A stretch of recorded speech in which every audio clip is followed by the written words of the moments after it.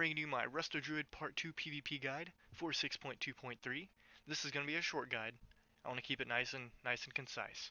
This will cover surviving, cooldown usage, and some general tips and tricks to help you get that W. Alright, so, surviving. In Vanilla and BC, the main way to survive was by using cat form and getting away. There's a lot less slows, stuns, roots, and gap closers. In WOD, there's a lot more of those. So you can't just get away. Unless your Displacer Beast is off cooldown, you're going to have to just stay where you are, get yourself hotted, and go bear form. This is versus melee DPS, of course. You're going to sit in bear form and wait for a peel. Because otherwise you're going to be in the same situation as a Resto Shaman. Cat form and Ghost Wolf, they have the same problems. They don't work that well in WOD for getting away. Resto Shamans have it worse because they can't just shift out of slows like Druids, but they're going to get reapplied. You're going to have trouble. You're just going to be running away very slowly. Actually, you're going to be walking away like this. You're going to be moving just like this and dying. You're better off just going bear form, healing or hotting yourself up, and wait for a peel. But if your Displacer Beast is off cooldown, you do want to use that. That's a great way to get away. A tip for using Displacer Beast: don't just use it straight ahead, like from where you're running. Don't do that. Be a little creative with it. Like let's say somebody's chasing me, boom. I took a sharp right turn. They don't expect that. Great way to get away. Gives you a lot more breathing room. Okay. Some more tips about bear form. Let's say you're versing a rogue. I love this. If you're using Omnibar, you can make it show kidney shot when it's off cooldown, when it's on cooldown, whatever. So this way you'll know when they're going to kidney shot. And so you can preemptively go bear form right before the kidney shot and boom. Now this takes a lot of skill, a lot of experience, and a decent amount of luck. But when you land it, it's amazing. You're going to piss that rogue off, because this is when they do a lot of their damage. You're going to take roughly 20 to 25% less physical damage. That's huge. So try to nail that. Now also, if you've seen a rogue do death from above, or if you ever had somebody use it on you, you know it does a lot of damage. So when you see that rogue go 20 feet in the air, you probably have a good while to even contemplate it. You can think for a little bit. Should I go bear form? Maybe, maybe not. They just go that high in the air, so it takes a while. But no, you should always just immediately go bear form when you get the chance, and boom, big damage reduction. Now, if they use it at following a kidney shot, you're sometimes not going to be able to land that bear form, but you want to do your best to do that. Versus Frost DK's, bear form isn't too helpful because a lot of their damage is frost. Most of their damage is frost. So just keep that in mind. You're probably just better off keeping yourself rehotted because they're going to be dispelling you a lot. So spend most of your time just refreshing hots. If you can force them to use their death grip without using your Displacer Beast, you're going to be in a great position. Because once their death grip's on cooldown and you Displacer Beast, they have no gap closer, no way of getting to you. If they can get a Strangulate off, maybe, if you're in range still, that's about it. So that's a good way to get advantage there. Now versus warriors, you're not going to get away from a warrior really. Even with Displacer Beast, they'll have a charge and Heroic Leap. Now, if they charge at you first, and you still have Displacer Beast, yeah, use that. Get away. That's an excellent way to do it. Otherwise, you're once again going to have to be just hotting yourself up, go in bear form, and wait for a peel. You can use Iron Bark and Bark Skin with the 2-set piece to apply Entangling Roots to them when they attack you, but you don't want to waste those unless they pop some kind of burst. Whatever, I'll go on that in a little bit here in a second. But yeah, do your best to utilize bear form as much as you can. And of course, when you start a match, a lot of new druids, they will just go stealth right at the start. Right at the start, just go stealth. Don't do this. The first thing you need to do right when the arena starts, not before, because the hots will disappear, but right when it starts, is start hotting yourself, hotting your teammates. You should hot yourself last, actually. Hot your teammates first. Get everybody with 2 rejuvenations, hot yourself, and then go stealth. This is a great way to start, because your teammates are still getting heals for, but by the time they get in combat, they might have 8 seconds left of the hot, but still, that's 8 seconds. You're probably gonna be able to just chill in cat form in stealth. This makes it hard for them to get a nice opener because, well, they can't CC you. With that in mind, once the match starts, you want to make sure you come out near a pole. Come out of stealth near a pole. You gotta have LOS. You don't want to be caught out in the open with no hots in cat form, or in caster form. You're gonna get demolished. Be near a pole, be the pole dancer. Pop out, get the hots, pop back in. Pop out, get the hots, pop back in. That's how you do it. Uh, Throughout the match, you want to keep both teammates with hots on, at least with 2 rejuvenations. Because if they do a switch, you want to be ready.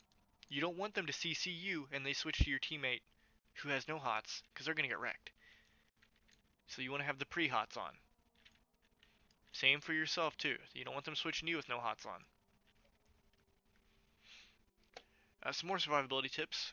In this tier right here, where you can either take Typhoon or Mass Entanglement, make sure you're using these abilities. I know it took me a while as a Resto Druid when I first started to even remember to use these. Typhoon's amazing because you can knock people away, knock people out of stealth, knock people off bridges. There's just many great things about it.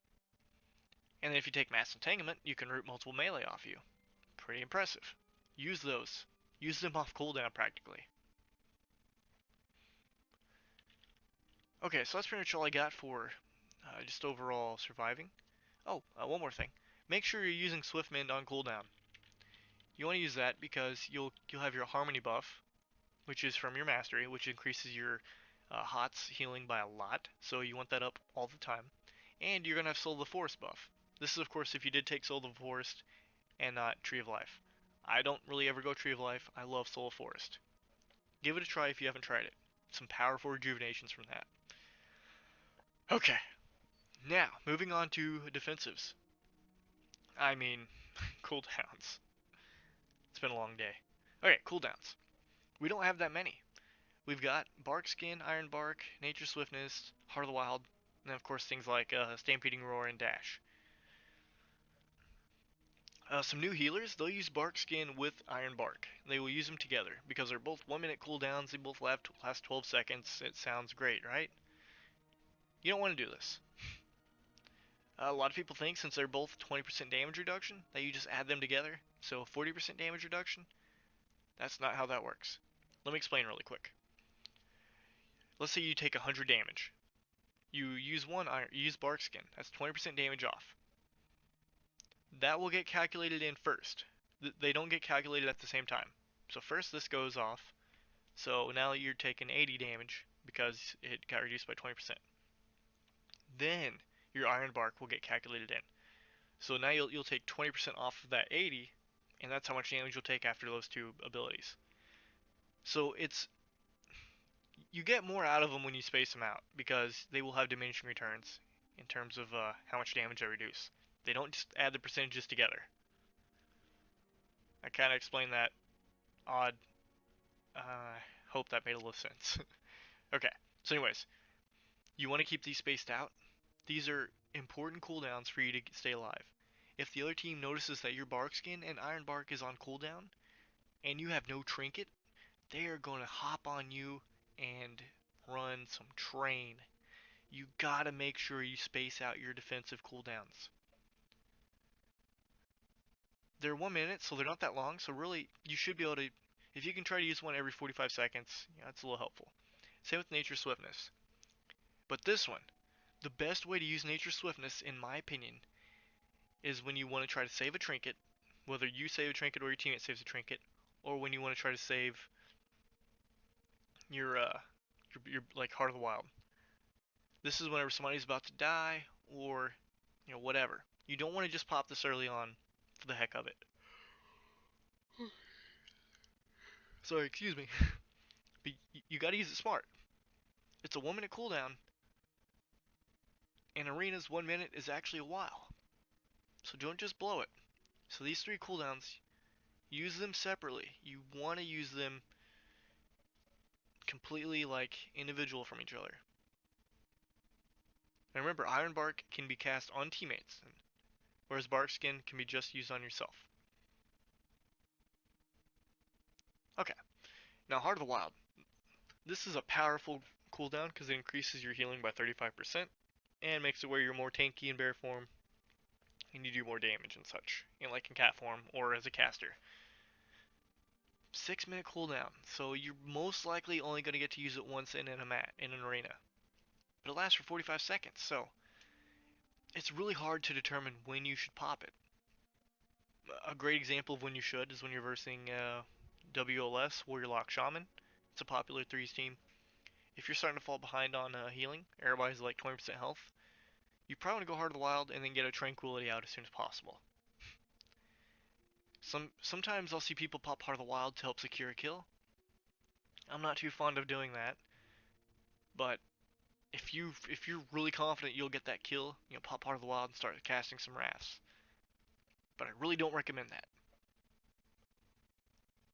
And Heart of the Wild should only be popped when these are on cooldown. When your three main heals, or three main defensives and heal are on cooldown, and you have nothing left, then you pop that.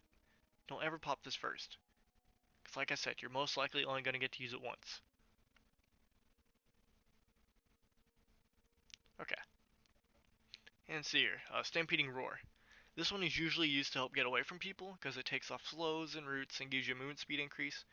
But you need to remember this can also help your teammates. If you have a warrior on your team, and he's getting slowed, he's about to get a kill or whatever, try to get near him, and keep a Stampeding Roar on him when he needs it. Boom. He will love you. So it's a great offensive tool as well. Now, another thing is Tranquility. Some people use this incorrectly. I love when I see Resto Druids use it out in the open in my face. It's just asking to be interrupted.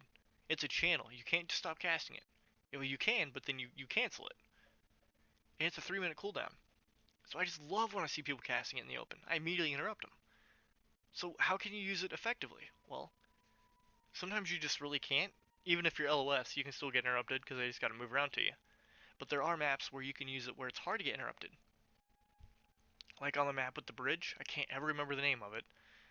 But if all the fighting is going on up top, you can actually drop down to the very bottom. Like let's say I'm on the top floor here, everybody's fighting.